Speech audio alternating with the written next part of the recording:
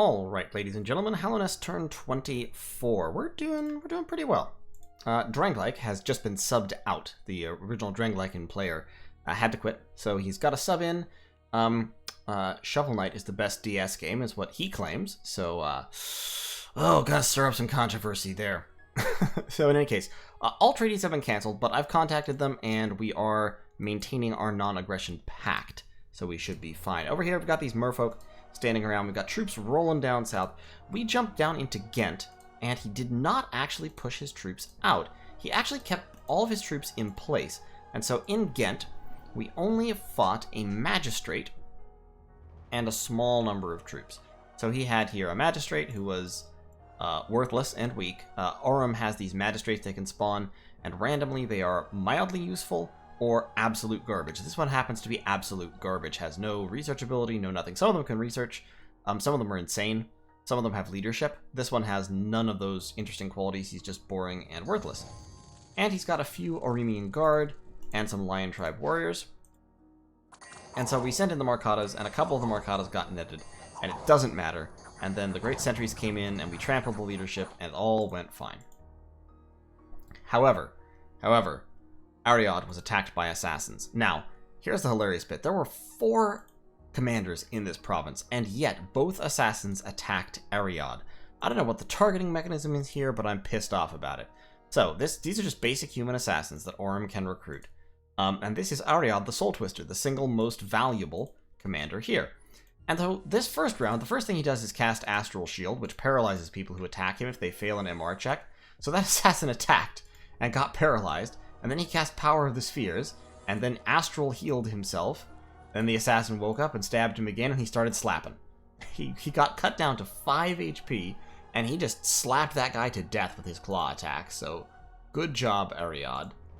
You can see here, he, just hit him in the body with a claw and murdered him dead. And I was looking at that, and I was going, yes, that's fantastic! And then the second assassin comes in. And this time, instead of casting Astral Shield, Ariad decides what he really needs is to be Astral 5. Really, that's what's most important here, is that Ariad be as high-level magic as possible, and as a consequence, he is instantly stabbed to death. So, well, that's a bummer. But in any case, we've got more troops coming down here. The fort is under siege. Our troops are actually doubling back in order to break the fort at Daman so we can capture it. And, yeah, we're leaving 1 point of province defense here, just so it can't be capped with a scout. They have to actually send some quantity of troops to take it back. And it looks like possibly a random event recaptured a water province or something. I'm not sure, but in any case, Aurum's experiments into the lake here seem to have been somewhat stymied. They do still have Fishmaster Sog, but he might be going away. Speaking of mercenaries, I could theoretically hire the Elephant Corps, but I feel like it's not quite worth the money. In any case, troops are pouring southwards. We've got 27 more units here. We will give them to our good friend Othar, who will be scripted to summon Earth Power and Strength of Giants a whole bunch of times, like 3 times. And Othar is going to join the Black Parade, etc., heading troops down south. So we will gather up armies at Daman. Next turn, we will have all of our troops back there, and we will gather the troops necessary to stop the Arumians. Now, this army says 80, it's not 80. Golem range is actually, in combat, 130 units. Now, part of that is because the publicans actually free spawn troops. With a retinue of soldiers, they free spawn a certain number of soldiers. So what part of the, 5 legionnaires each. So part of what Executor, the player of Aurum, also the guy who designed Aurum, has been doing, is he has been spamming out a whole bunch of publicans so that he gets the free soldiers in every battle, because 5 legionnaires is like 50 or 60 gold worth of troops. Publicans are terrible combatants, but they have 60 free gold worth of troops, which is kind of cool. Also, the publican war coach is technically inanimate, funnily enough, so you can't, like, drain life or anything. I think that's weird. I think it's weird that they have that tag, but whatever. They also spread order, which is kind of cool. So, he's got a pretty large army here. The vast majority of it is Arumian Guard with the nets. Against my chaff, not going to be super effective. He's got a pretty good grip of golden hoplites, and his bless is very, very tanky. We've talked about this before, but we didn't get to see it until now.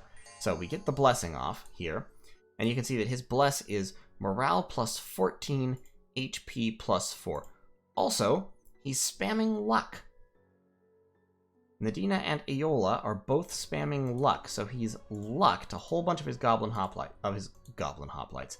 That would be a cool unit. His golden hoplites. So the goal of this bless, Undying plus 14 and HP plus 4, is for these golden hoplites to just not die for a very, very long time, which is fine. It's a good strategy, except my armies are... I obviously don't have an army here. I was just sort of thoughtlessly scrolling over that way. Except my armies are not going to fall to that very easily. He just doesn't have the damage on any of his units except the Arumian Guard to actually hurt my Great Sentries much at all. Nothing else really hits hard enough to do a lot of damage to them. All these guys are spears, they're length 3, they're going to get hacked down by the Great Sentries as soon as we get into combat, as long as the Arumian Guard are held up and worn down by my chaff, which I think they will be. So, also in Domin, he bounced a Magistrate off me, apparently just in case I had moved out. So this is probably another, this is another worthless Magistrate that he just expended. You can see they only cost 30 gold. So if they get the good random stats, then they're valuable. Other battles, Anor Londo is still attacking Orym and winning. And in Underspring, Orym bounced off Anor Londo and was beaten by the troops there. So Orym's fort has now been taken by Anor Londo. Anor Londo is probably going to move up to take that fort. However, Anor Londo also has gathered quite a large army here, which disturbs me. We do have a non-aggression pact, but I'm keeping an eye out nonetheless. Nonetheless, I'm keeping an eye out. He's also got a lot of Lord Hierophants and Lords Arcane just gathered up in his capital, probably researching, I guess, not really doing much of anything at the moment. Speaking of research, my research is dog shit for this point of the game. Really pretty bad for closing in on turn 30. But that's okay. We're working on it. We've been recruiting a lot of priests and stuff, but we're pumping out mages now, so we should be ratcheting upwards in research pretty quickly. One reason my research is low is I haven't gotten to the point where I can forge any research boosters yet. I need to get to construction 6 in order to forge lightless lanterns, which I would love to do. Can you forge? Yeah, I can't forge dwarven hammers yet because I need to be able to forge earth boots first, but I will be able to get earth boots and dwarven hammers if necessary. And at some point I need to think about taking this throne. I don't think anybody's taking a throne yet. Ah, yes, the throne of the moon was taken by man. So, we're doing pretty well. Ulm is doing really well. Ulm has got a lot of territory. And Satis has also got a lot of territory. Not sure how man is doing exactly, but they seem to be fairly cut off. Like, I don't think they've expanded past here, which only leaves them that chunk of land there. So, I think man is relatively confined. And as soon as we get our thugs out, we'll be in good shape. So that is turn 24. And that'll be the turn. Moving our armies back, concentrating our forces. We're going to take Domin, and then we're going to sweep down. We're going to try to end up with all this land, plus hopefully Orym itself. I think we're the only person in position to threaten the capital. And I think with our armies flooding in, we should be in position to make a very credible threat indeed. So, thanks for watching. I'll see you all in turn 25. Okay, folks, Mirrorpoint turn 25. I keep wanting to say Mirrornest or Hallowpoint or something.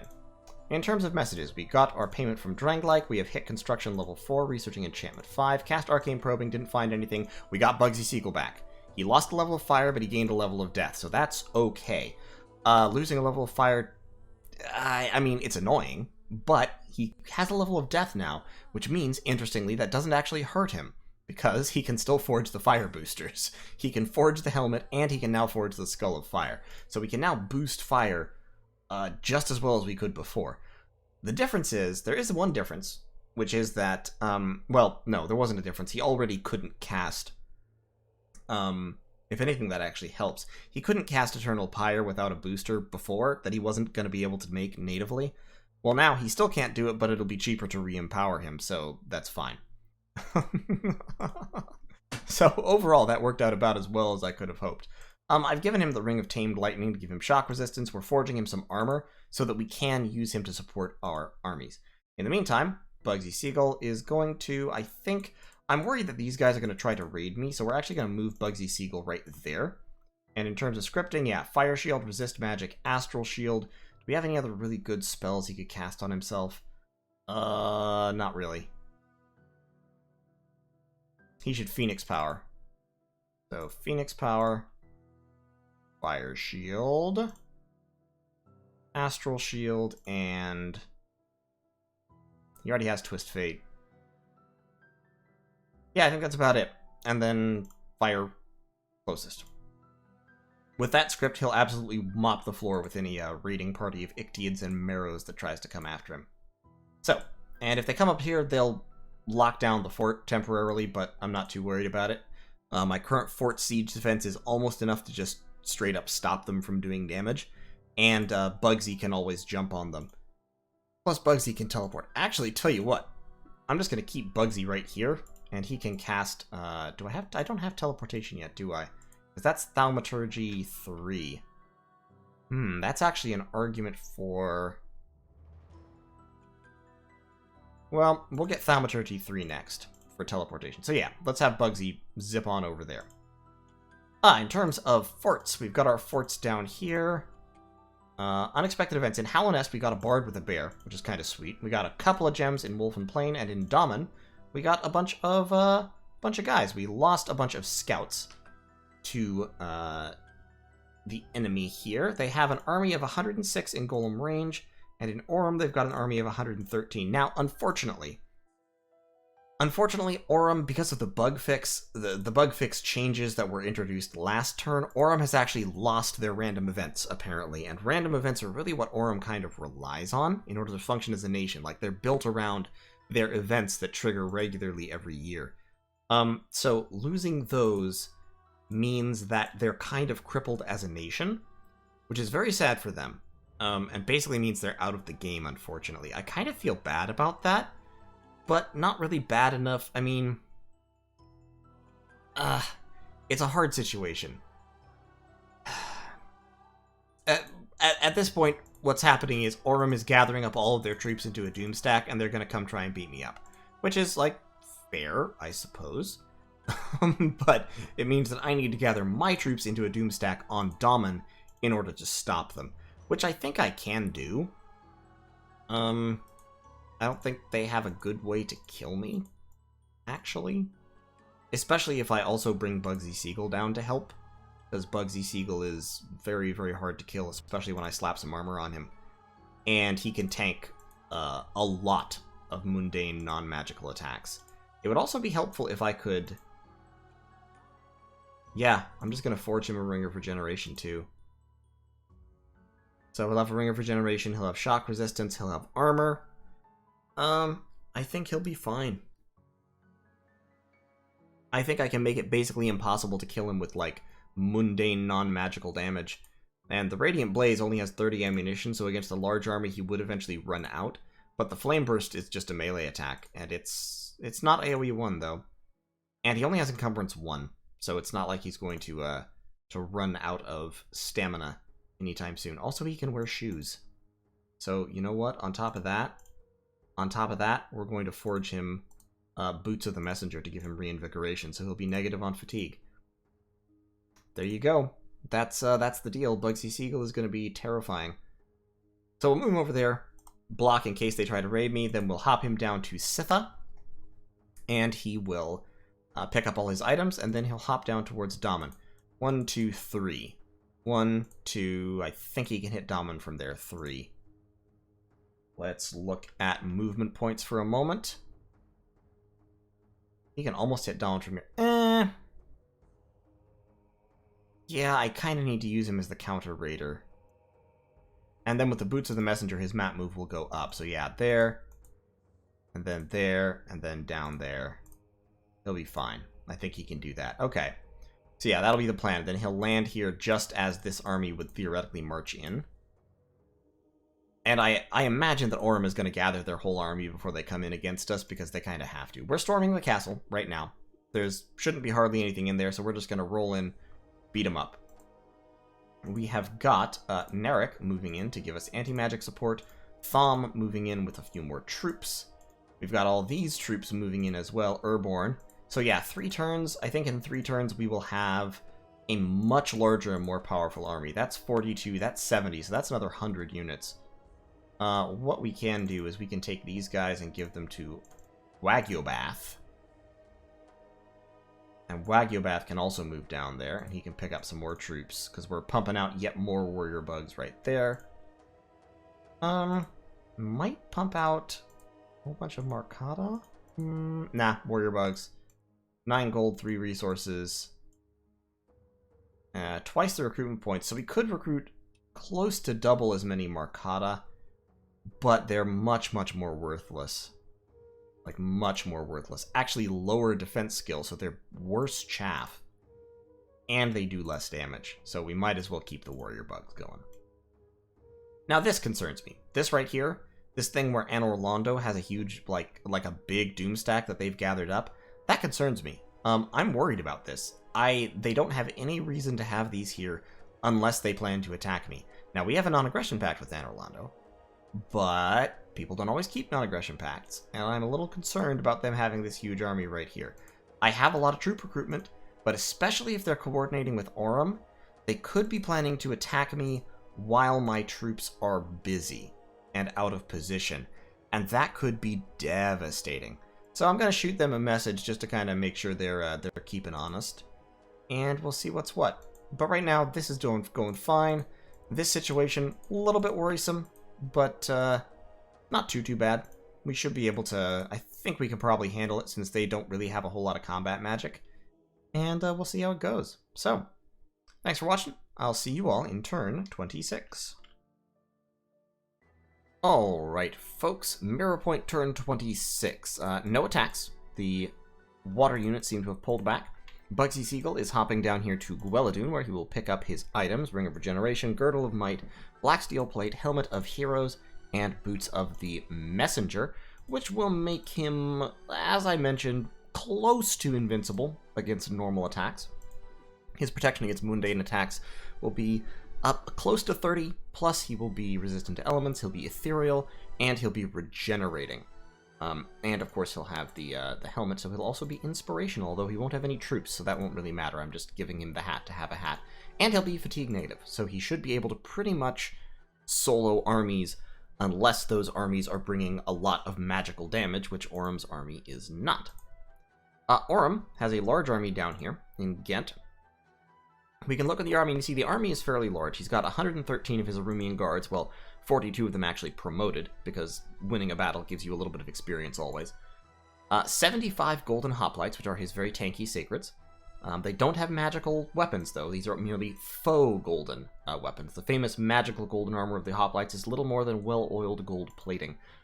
And then he has these legionnaires that just promoted from his Arumian guards. But also, if we look at this battle, we may notice he has the free units spawned by his publicans. So each publican spawns 5 free spear legionnaires.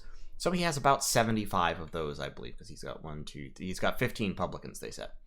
So, all of that.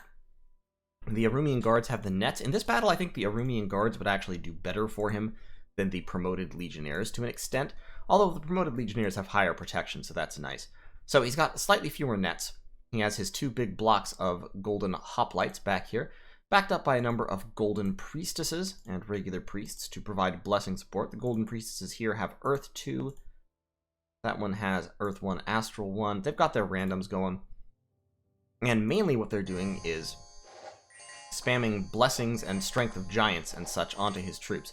So with the strength of giants up, the faux golden spears do pretty significant damage. The Arumian guards, looks like some of them did, and the tridents do high damage with strength of giants up. So that is fairly dangerous. So yeah, these guys are going to be very, very tough to kill with their extra undying, their extra HP, and then they have the high strength so they can theoretically do damage. So this army is pretty solid, especially with the free spawns. I took Daman. I lost a Mountain Shaman to a random arrow, and most of my Marcatas were killed, as well as 4 Warrior Bugs and 1 Hallownest Lancer. But that's alright. So we stormed the fort, we wiped the place out, and we've got more troops moving on in. So we've got about 100 troops all told concentrating on Sailor's Haven. We've got over here, we took Quedra, just with a little raiding party. So we've got those 10 units moving back in, another 42, so another 50 units coming in.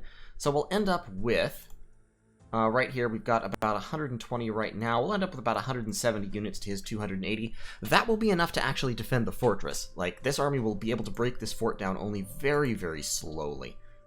Because his free spawn units, of course, do not count towards siege strength. So if he wants to try and besiege the fort, it will take him a long time. What I imagine he's going to do, once he realizes that, if not before, is push on and attempt to attack me to serve as a kind of a spoiler. That is what Bugsy Siegel will be working to prevent. So Bugsy could hop down there, but actually, I'm going to hop right here because he might not be able to see me there in Sitha. At least I'm thinking he might not be able to. He might, but he might not.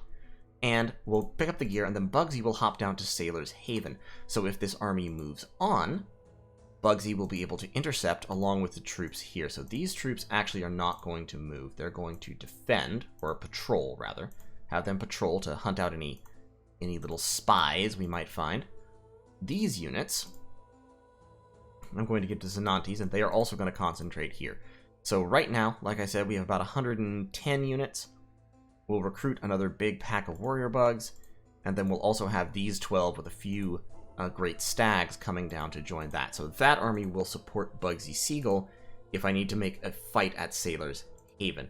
Bugsy has 150 hit points. Actually, I may want him to just go in solo. Because if he goes in solo, like I said, he's very, very unlikely to take damage once he has his armor on. And of course, he also has Awe. And with the Fire Shield and the Astral Shield, he'll be burning and paralyzing anyone who attacks him. Yeah, I might just send him in solo. In the meantime, so yeah, we're not planning to fight this army head-on with this army until we're significantly reinforced. We do have a few more great sentries here. We've actually canceled out most of our recruitment in order to build a lab in Daman, because that lab will enable us to take our Earth Gems and summon some troops here. Well, actually, you know what? No point to that, because the plan does not call for that. So we're going to go back to pumping out those great sentries real quick up there. That also frees up some more gold. So do I have any more recruitment points anywhere? I do up here.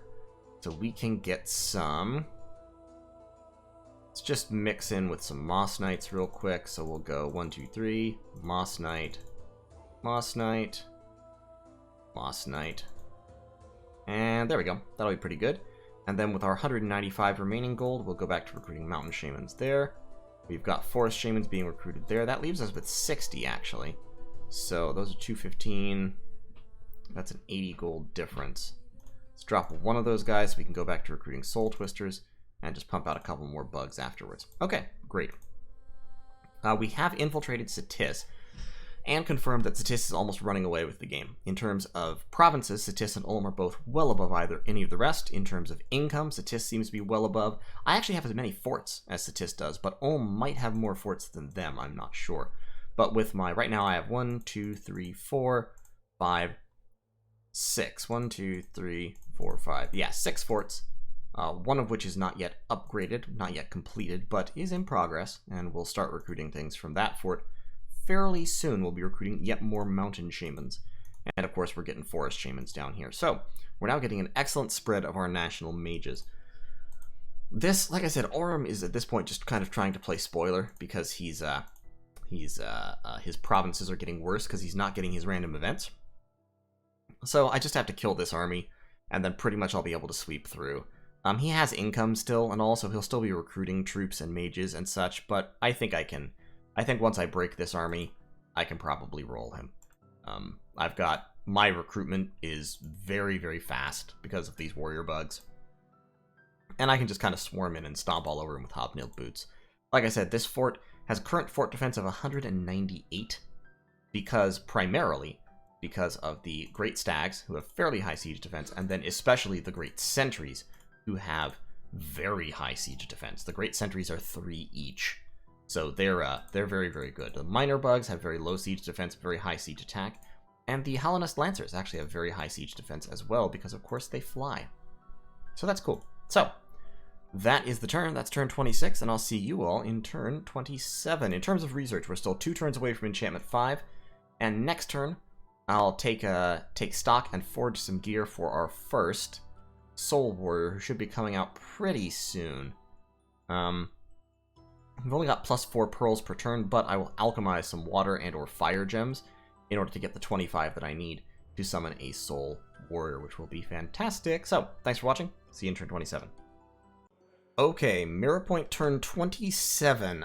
We are prepping for the battle. We had another assassination this turn, a very unlucky one, no less. Thom, one of our Earthcasters, was assassinated, and he had one of his bodyguards. We'd assigned bodyguards to everybody. One of those bodyguards was there with him, this Moss Knight, but the Moss Knight went in against the assassin, got hit, and lost his morale check instantly. So one hit, and then the Moss Knight just took some poison damage, failed a morale check, and ran. And that routed Thom, the Mountain Shaman, so they both routed off and died, despite being more than capable of killing Amulius the Assassin here. So, oh well. Anor Londo was attacking Orym more. So you can see he's taken the fort, and Orym is besieging the Forgotten Woods. So Orym is still making progress to the south here. We're going to kind of push our scouts up a little bit further. We've got more scouts shuffling in. The scout party continues. Orym's troops are moving along. We're going to try to infiltrate once more. Try to see his thingbobbers. We'll send that guy there and this guy there. Orym told me he was worried about my doom stack on his border, and I was like, I don't have a doom stack on your border. And then I was like, oh yeah, I do have all these troops, don't I?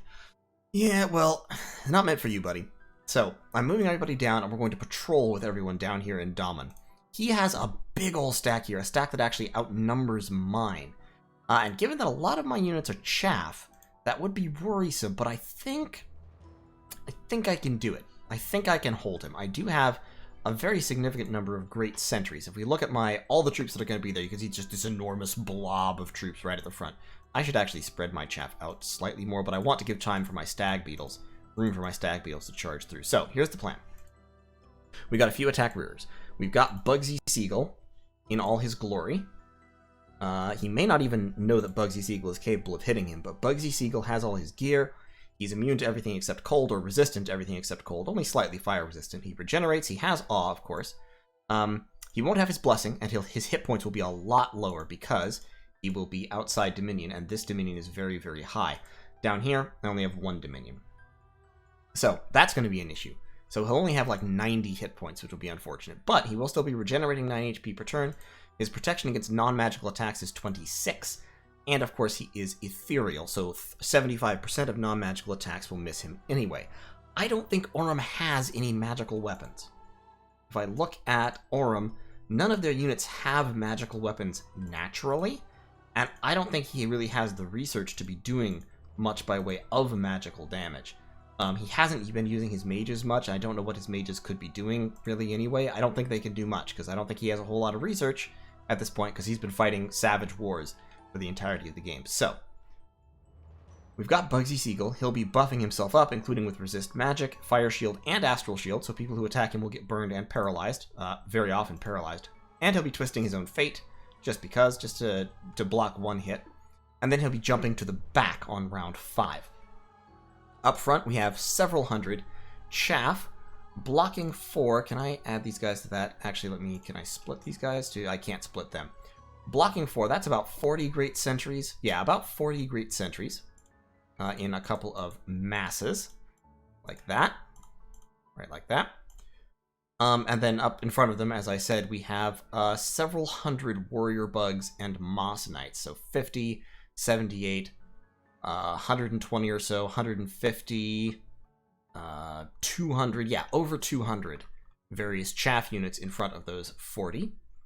And we have, on the flanks, we have some great stags who can trample, and in numbers, I think they can do pretty well. In fact, I may concentrate them all on this one flank, and then spread my chaff line just a little bit to cover the extra area. These 3 should all be scripted to spam Strength of Giants. Yeah, Summon Earth Power, Strength of Giants, Strength of Giants. And where's the third one? Emug. Both are Strength of Giants. Yeah, so they're all going to spam Strength of Giants onto, mainly, it should be onto the Great Sentries, which will mean the Great Sentries will absolutely murder their way through pretty much anything they run into. Defense skill 18, prot 16 and hitting for 30 damage, yeah, they're gonna get some kills. Plus, Great Nails are rank 3, so sword attacks they will actually block. I think I can win this. Now, he doesn't have a whole lot of archers. He has some archers, but mainly he's got his golden hoplites, who are tanky but not hard-hitting. He's got just a few war elephants, which I think we can drag down pretty effectively. He's got a lot of Arumian guards who will be doing a lot of netting, but their nets are going to hit warrior bugs, and they can only hit one guy at a time. So what I hope is going to happen is my army is going to be effectively a lot more concentrated than his. We're going to make contact. The warrior bugs, buffed by Strength of Giants, will slaughter their way through the Arumian guard, do a lot of damage, a disproportionate amount of damage.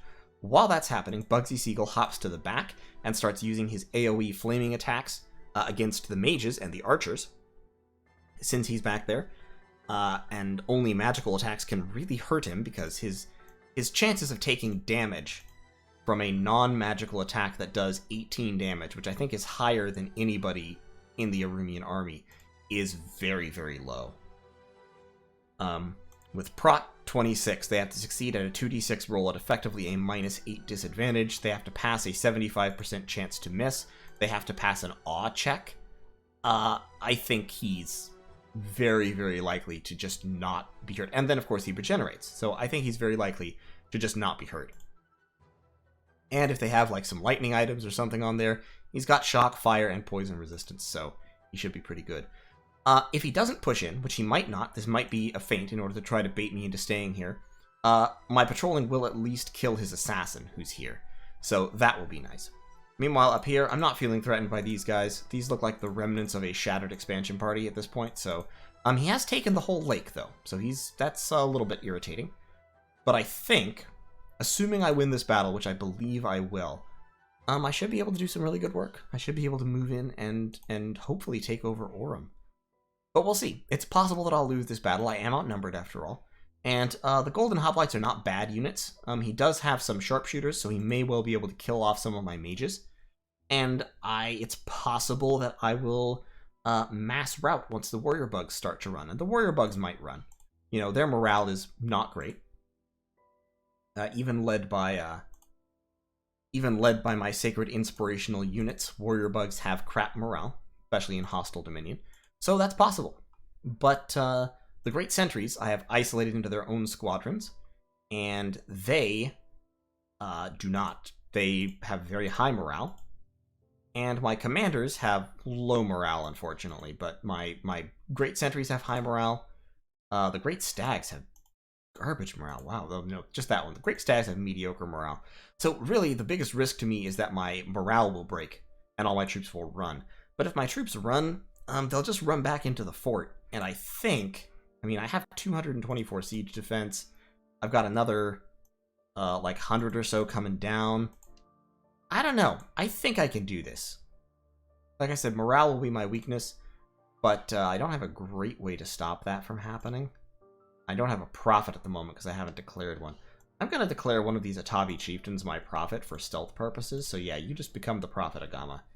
And we'll see what goes. We'll see how it happens. If nothing else, like I said, Bugsy Siegel will hopefully be able to do a lot of damage. Now, a battlefield engagement like this, if all of our morale breaks, he will also break, because he's morale 30, he's not Berserker. But if the morale breaks, he'll get away. And it's entirely possible that he can then pop out alone and clean up the army, because, like I said, I don't think Orem has a counter to Bugsy Siegel on the table. In fact, one potential way to handle this would actually be just to send in Bugsy Siegel alone and have him try to solo the army.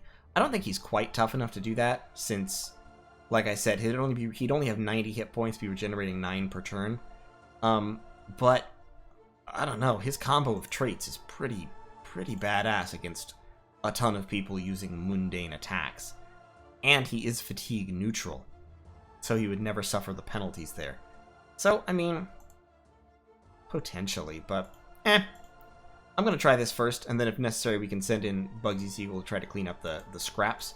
And of course we can keep pumping out warrior bugs much faster than Orem can pump out regular troops. So we'll see how it goes. We will see how it goes. But in any case, thanks for watching. Research, we will hit enchantment level 5 next turn, which will be super exciting. We'll have to alchemize some gems in order to get the astral pearls necessary. And we should also start thinking about forging gear. We can forge frost brands. We can forge shields of various kinds. I'm not sure what shield I should forge. The lucky coin would be nice, but I don't have any... Well, actually, I do have astral too. Yeah, because the lucky coin would just give him luck.